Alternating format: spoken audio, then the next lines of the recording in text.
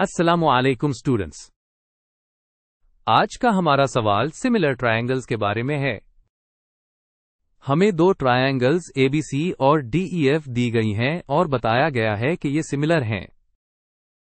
कुछ side lengths दी गई हैं और हमें बाकी दो DF और EF की लेंथ्स मालूम करनी हैं। तो चलिए सॉल्यूशन शुरू करते हैं।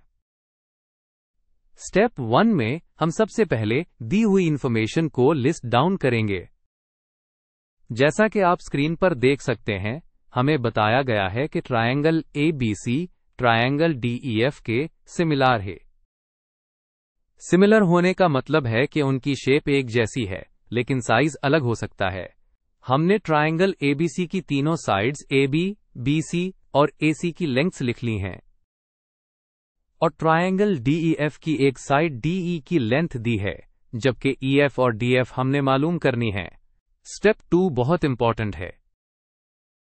यहां हम करस्पॉन्डिंग साइड्स यानी मुतनाजिर साइड्स को पहचानेंगे। Statement triangle ABC similar to triangle DEF हमें बताती है कि कौन सा वर्टेक्स किसके करस्पॉन्डिंग है। A, D, K, B, E, K और C, F के। इससे हम आसानी से करस्पॉन्डिंग साइड्स का पता लगा सकते हैं। AB corresponds to DE, BC corresponds to EF और AC करस्पॉन्ड्स टू DF। उनको सही से मैच करना रेशियो सेटअप करने के लिए बहुत जरूरी है। अब जब हमें करस्पॉन्डिंग साइड्स पता चल गई हैं, हम उनकी रेशियोज सेटअप कर सकते हैं।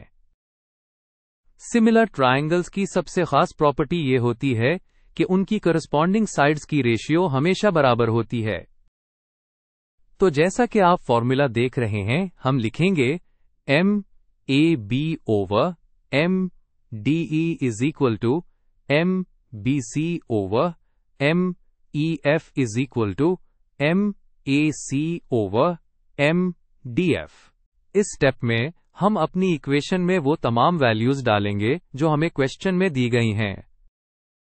हमने दो नामालूम साइड्स को X और Y का नाम दे दिया है, यानी EF को X और DF को Y। वैल्यूज डालने के बाद हमारी इक्वेशन बनती है 12 over 6 is equal to 16 over X is equal to 20 over Y। चलें अब पहली अननोन साइड EF यानी X की वैल्यू मालूम करते हैं। इसके लिए हम प्रोपोर्शन के पहले दो हिस्सों को इस्तेमाल करेंगे, जैसा कि स्क्रीन पर लिखा है 12 ओवर 6 इक्वल 16 ओवर X। सबसे पहले हम नोन रेशियो यानी 12/6 को सिंप्लीफाई करते हैं। 12 को 6 से डिवाइड करें तो 2 आता है। तो अब हमारी इक्वेशन बहुत सिंपल हो गई है। 2 इक्वल 16/X। अब X के लिए सॉल्व करने के लिए हम इक्वेशन की दोनों साइड्स को X से मल्टीप्लाई करते हैं, जिससे हमें मिलता है 2X इक्वल 16। फिर दोनों साइड्स को 2 से डिवाइड करेंगे। 16 डिवाइडेड बाय 2 होता है 8।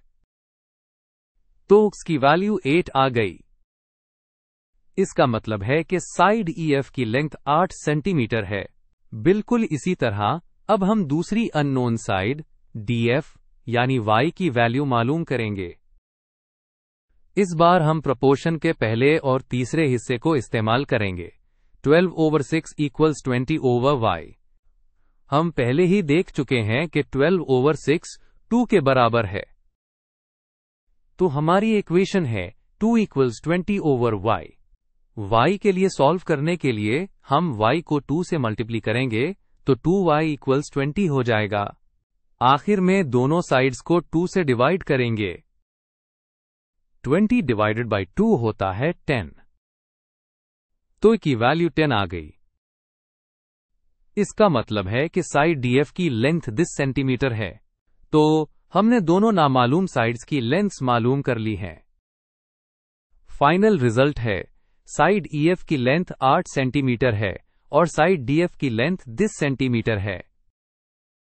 उम्मीद है आपको ये सॉल्यूशन अच्छी तरह समझ आ गया होगा।